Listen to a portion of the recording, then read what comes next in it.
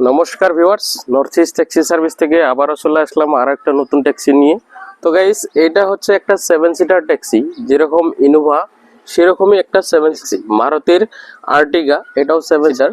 তো আপনারা চাইলে ইনোভার জায়গায় এই 7 সিটারটাও ইউজ করতে পারেন বা অনেকেই ইউজ করে থাকে।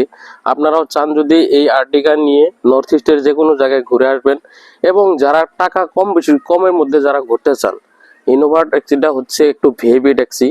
আর এটাও ভিআইপি সেরকম কথা না যে এটা ভিআইপি না, এটাও একটা লাক্সারি ট্যাক্সি।